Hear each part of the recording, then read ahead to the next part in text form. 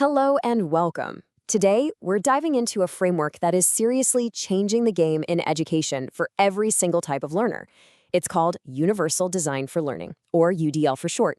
It's all about challenging that old one-size-fits-all classroom and building something better, something that reaches every student. So let's get right into it. Here's what we've got on tap. We're going to start with the big problem that UDL is trying to solve. Then we'll look at where the idea even came from. After that, we'll break down its three core pillars, see what it looks like in a real classroom, clear up a really key distinction, and finally, take a peek at where this whole thing is headed next. All right, first up, let's really dig into the fundamental challenge that pretty much every teacher on the planet faces, and the very reason UDL even exists. It really all boils down to this one single question. Think about it. In any classroom, you've got this incredible range of strengths, backgrounds, and ways of thinking. The fact that everyone learns differently, well, that's not the exception, it's the absolute rule. So the real question is, how on earth do you design a lesson that actually works for all of them? For the longest time, the approach was basically one size fits all. You create one rigid lesson and, well, it puts up walls for a lot of kids. UDL comes along and completely flips that script. It says, hey, let's build a flexible curriculum right from the very beginning. It's about designing for all that diversity before the students even walk through the door. So, where did this game-changing idea come from?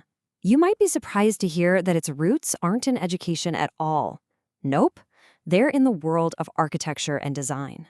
Okay, so officially, UDL is an educational framework that was pioneered by this amazing research organization called CAST way back in the 90s.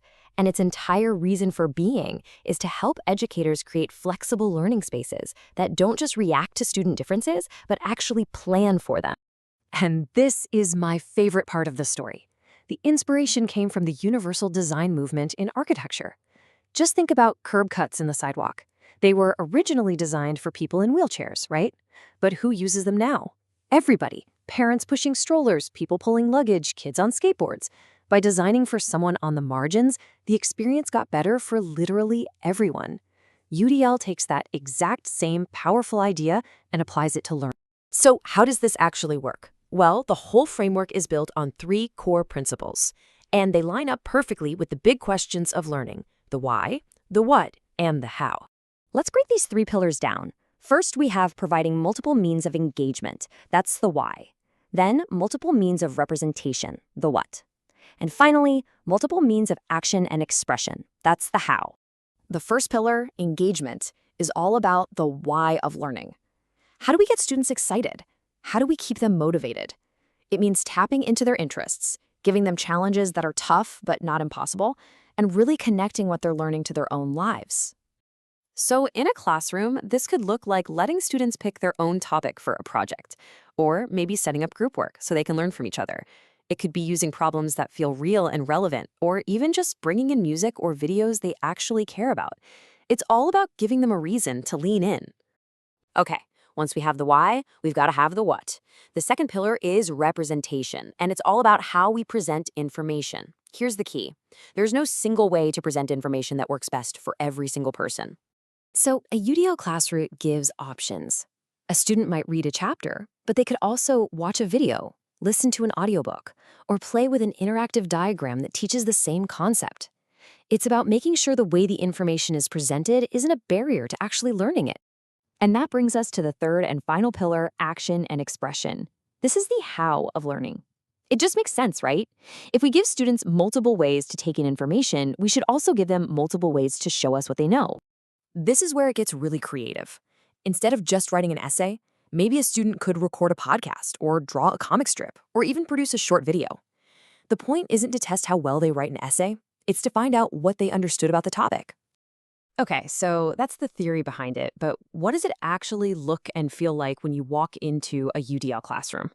Well, for one thing, it's flexible. You'll probably see different kinds of workspaces, some for quiet solo work, some for small groups, some for the whole class. The goals for the lesson are usually posted right where everyone can see them.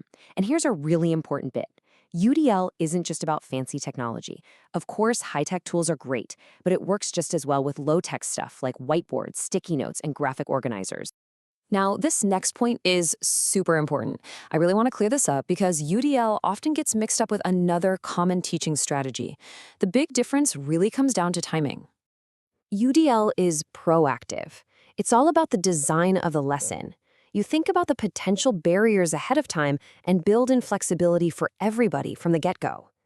Differentiated instruction, on the other hand, is generally reactive. It's about what a teacher does during the delivery of the lesson, making adjustments on the fly for certain students once they see a need. So, to put it another way, UDL is the blueprint for the house, making sure it's accessible for everyone who might visit. Differentiation is like rearranging the furniture for the specific guests who are there that day. They aren't opposites. In fact, they work together beautifully. And this shift from reacting to proactively designing is what makes UDL so huge. As Martha Minow from Harvard Law School said, it's one of the few big and truly transformative ideas to emerge in education in the last 2 decades. And, like any truly great idea, UDL isn't just sitting still. It's always growing and changing based on what we're learning about. Well, learn it. What's really cool is seeing how the ultimate goal of UDL is shifting. For a while, the goal was to develop expert learners, which is great, but it sounds kind of like a finish line. The very latest guidelines are shifting that goal to fostering learner agency. It's a subtle change, but it's powerful. It's less about reaching a final destination and more about empowering students to be in the driver's seat of their own learning journey, forever. And that really brings us right to our final thought. The promise of UDL is just massive. It's asking us to stop looking at student differences as a problem we have to solve and instead see them as the amazing, predictable, and valuable reality of any classroom. So I'll leave you with this question. If we actually do that, if we design for variability right from the start, what incredible untapped potential could we finally unlock in every single student?